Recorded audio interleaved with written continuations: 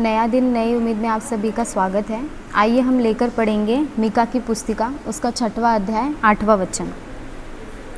हे मनुष्य, वह तुझे बता चुका है कि अच्छा क्या है और यहोवा तुझसे इसे छोड़ और क्या चाहता है कि तू न्याय से काम करे और कृपा से प्रीति रखे और अपने परमेश्वर के साथ नम्रता से चले।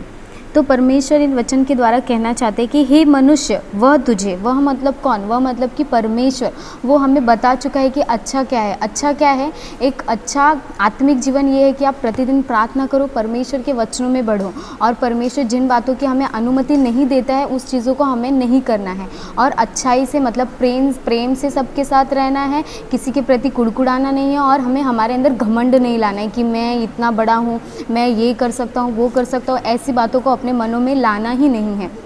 तो इसीलिए परमेश्वरी वचन में कहता हूँ कि मैं तुझे बता चुका हूँ कि अच्छा क्या है और यहोवा तुझे इसे छोड़ और क्या चाहता है। तो परमेश्वर हमसे इसे छोड़ और कुछ नहीं चाहता है कि हम एक दूसरे से प्रीति रखें, एक दूसरे से अपने समान प्रेम रखें। जैसे कि हम अपने आप को प्रेम रखते हैं कि हमारी त्वचा को कुछ भी चटका लगा तो हमें जलन मतलब दर्द होता है, तो वैसे हमें दूसरों के दर्द को भी समझना है, उसके लिए प्रार्थना करना है। यदि वो किसी भी आपत्ति में है, विपत्ति में है, तो उसके लिए हमें प्रार्थना करना है, उसके बोझ को हमारा बोझ समझकर हमें अपनापन उसे दिखाना है। और परमेश्वर आगे भी कहता है कि तू न्याय से काम करे। न्याय से काम करे मतलब कि परमेश्वर ने जो कहा है उसकी बातों को हम फॉलो करें, उसके द्वारा हम उससे न्याय करें और कृपा से प्रीति रखें, मतलब एक दूसरे से हम अपने समान प्रेम रखें और उस प्रेम में बढ़ते जाएं। हमें किसी के भी विरुद्ध में कल्पनाएं नहीं करनी है, बुरी कल्पनाएं नहीं करनी है कि मतलब उसको उसकी बुराइयां नहीं बताते हुए उसको उसके अच्छाइयों के द्वारा उसके जीवन में कार्य को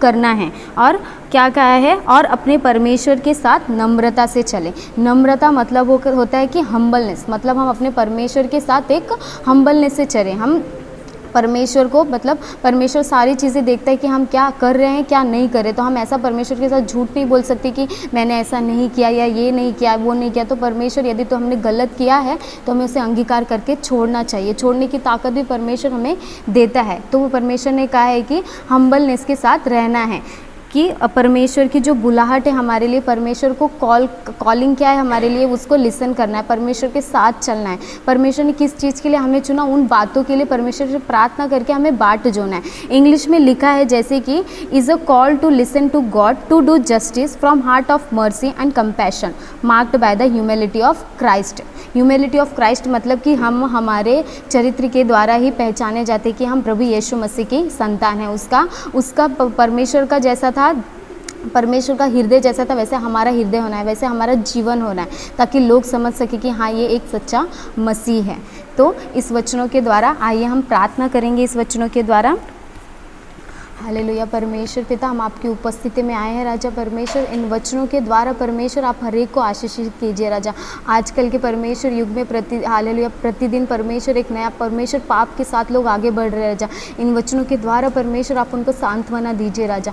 इन वचनों के द्वारा परमेश्वर आप उनको छुड़ाइए राजा। जिस प्रकार परमेश्वर आपने वचनों में कहा है राजा कि हमें एक दूसरे से प्रेम रखना है परमेश्वर, प्रेम की आत्मा को हर एक पर उंडेलिए राजा। हालेलुया परमेश्वर, आने वाली हर एक रुकावटों को मैं मसीह यीशु के नाम से नष्ट करती हूँ पिता।